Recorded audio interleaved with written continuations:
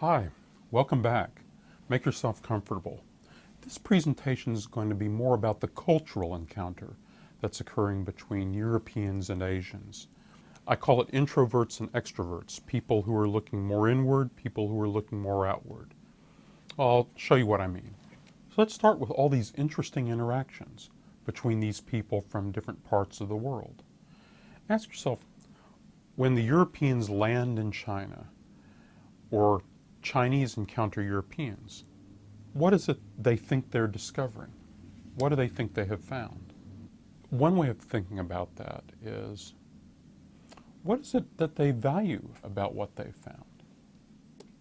And the answers to that are very interesting. So for instance, here's a painting by Sir Joshua Reynolds, one of the great English court painters of the 1700s. The boy in his painting is named Omai. He's Tahitian. He's been brought back from one of Captain Cook's voyages of exploration and discovery in the South Seas. Omai, handsome youth, and Reynolds is struck by the natural, unaffected simplicity of this young man. That's what he's capturing in this painting. So the sense that these new places we're discovering don't have some of the refinements or corruptions of our way of life. They're natural and unspoiled. That sense of the undiscovered country as a kind of Eden. There's also a fascination with the sheer exoticism and difference of the places they're encountering. Voltaire, for example, was a great admirer of what he heard about the Chinese rulers. Their Confucian culture seemed to be one in which scholars were in charge, sort of scholar philosophers. He liked that idea, being a philosopher himself. Okay, now let's turn the perspective. Instead of Europeans thinking about the things they're valuing in Asia, let's look at the Asian reactions to some of the Europeans.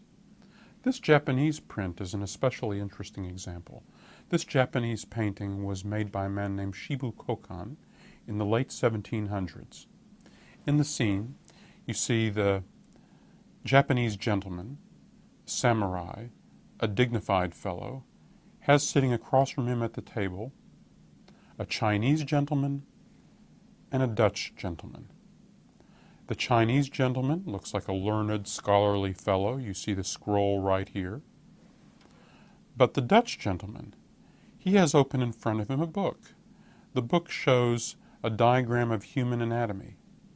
And you can just see in the symbolism of the picture, the Japanese gentleman is subtly aligning himself a little bit more closely to the promise of what was then called Dutch knowledge. Okay, we've talked just a moment about some things they valued in these encounters, but think too about the things that are fearful in these encounters. Of course, there's the danger that the foreigners might not like you, might attack you. That could be fearful.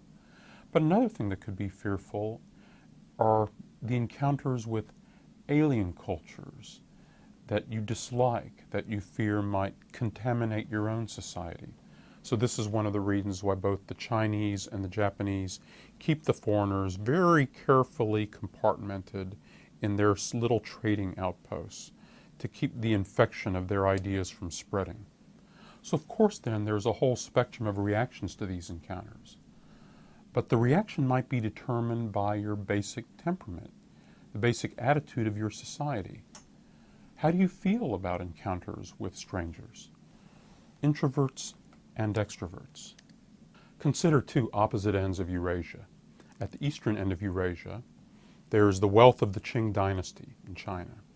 At the western end of Eurasia, there is the wealth of England. It would be wrong to regard the Chinese as backward or not as commercially active. They also have banks. They also have financial ability, people working hard. Chinese manufacturing capability in the late 1700s is about as advanced as manufacturing capability anywhere in northwestern Europe. So what both of these areas, with a lot of population density, a lot of commercial activity, have in common, they're both experiencing what a Dutch historian, Jan de Vries, has called industrious revolutions. That is, revolutions in the habits and practice of people engaged in an active commercial life. What they also have in common are pretty strong monarchs in different kinds of relatively strong fiscal military states. What's different, though, about them is that in the East, the ruling dynasty, its prevailing culture, is more conservative than the one in England or the one in Holland, for instance. Why would it be more conservative? Because they're the richest and most powerful empire on earth. Why wouldn't they want to conserve what they had, even feel maybe a tiny bit complacent about it? What's also different is that China's cultural integration is actually so strong, so powerful, that there's actually not a lot of rivals to it anywhere nearby, not a lot of spurs for them to change or hear different ideas. Just to give you some sense of just how powerful the cultural integration was, the Qing dynasty actually dictated that every single adult Chinese male had to demonstrate his physical subordination to the emperor by shaving the top of their head and then pulling the rest of their hair back in a queue. You see the distinctive hairstyle here. These men aren't all doing this as a fashion choice. They're doing this because for a long time the penalty for not doing it this way could be death, could be a sign of treason.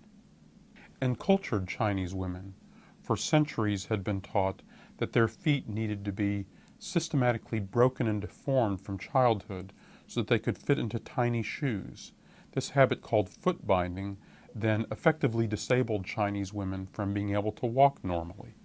I show you all this to see the power of a reigning culture, but precisely because the reigning culture was so dominant, it also tended to look inward.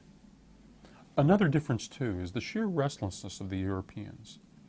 Think about what the last couple hundred years had been like for them. Their ships are sailing all over the oceans. They're planting new colonies, discovering new things, finding new sources of wealth. The world is opening up to them, that they want to knock on the next door.